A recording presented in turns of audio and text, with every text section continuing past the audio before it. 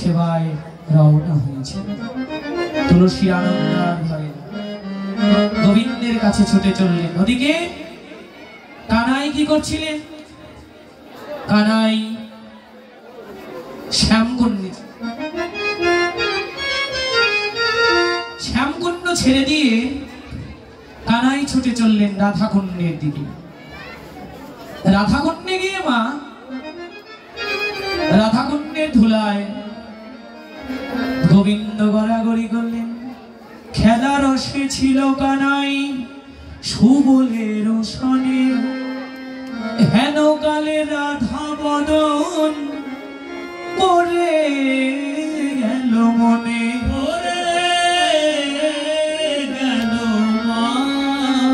সুবলের সঙ্গে আমার গোবিন্দ খেলা খেলছিলেন। সুবলের সঙ্গে খেলতে খেলতে সুবলের মুখের দিকে তাকালে, সুবলের বদন পানে তাকালে, সুবলের মুখে তাকালে একটু রাধার কথা মনে পড়ে যায়। রাধার ভাব, সুবলের বদনখানা যেন রাধার মতো। সুবলের বদন পানে তাকালে গোবিন্দের রাধা বদন মনে পড়ে যায়।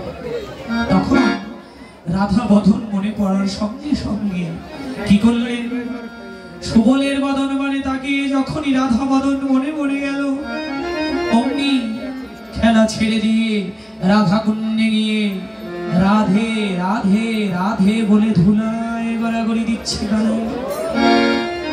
জয় রাধে শ্রী রাধে বলে ধুলার মাঝে গড়ি দিচ্ছে আর বলছে, প্রেমময়ী রাধা রানী কৃপা করো হে। ধুলায় গড়াগড়ি করছিলেন। দূর থেকে তুলসী দেখছে যে কৃষ্ণ ধুলার মাঝে পড়ে গড়াগড়ি দিচ্ছে।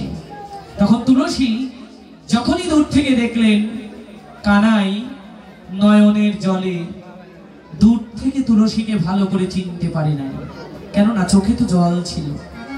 চোখে জল থাকলে স্পষ্ট দেখা যায় না, দূরে কোনো বস্তু স্পষ্ট ভাবে দর্শন করা যায় না নয়নে যদি জল থাকে। নয়নে ভালো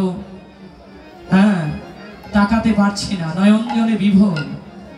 কে এসেছে বুঝতে পারে নাই। কানাই কেঁদে কেঁদে ধুলায় গড়াগড়ি করছে, তুলসীকে ভালো করে চিনতে পারে নাই। অমনি মনে মনে কানাই ভেবেছেন যে রাখালরা যদি কেউ এসে বলে, আমার রাখালগণ, আমার প্রাণের ভাই, যেখানে সখ্য প্রেম বিরাজমান, ভাইয়ের সাথে ভাইয়ের সখ্য ভালোবাসা, এটা হলো সখ্য প্রেম।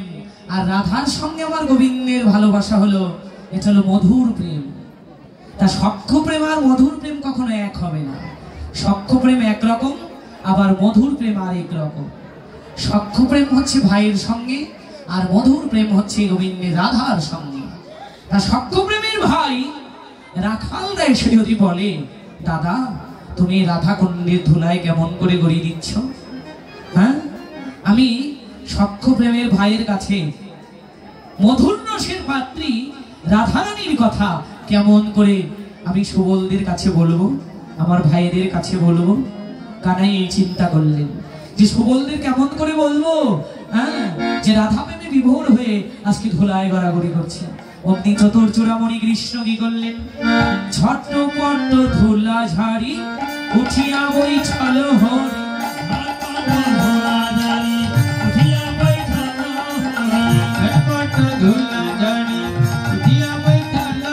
আরে চকিত নয়নে ঘন চায়,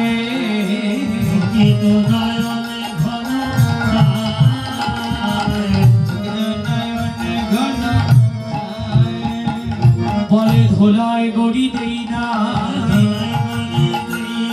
আমি ধুলায় গড়ি দেই না, ধুলায় গড়ি দেই না। ব্রজের বাতাসে লেগেছে ধুলা, ধুলায় গড়ি দেই না। এই ব্রজের বাতাসে লেগেছে ধুলা, ধুলায় গড়ি দেই না। হে বৈষ্ণব ভক্তগণ মায়েরা, কি বৃন্দাবনের বাতাসে ধুলা লাগে, তাই না? ওমা, এই যে তো আপনারা বসে আছেন, বসে কেমন করে আছেন? এতক্ষণ ধরে বসে থাকা যায়? হ্যাঁ, থাকা যায়, যদি গোবিন্দ কৃপা করে। যদি বৃন্দাবনের ধুলা একবার আকর্ষণ করে তাহলে এখানে বসে থাকা সম্ভব। যে আপনারা এক মনে বসে আছেন, কেউ কথা বলছেন না, এজন্য আমার বড় ভালো লাগছে যে আপনারা এত সুন্দরভাবে কীর্তন শোনেন, একটা কথাও নাই আপনাদের চরণে।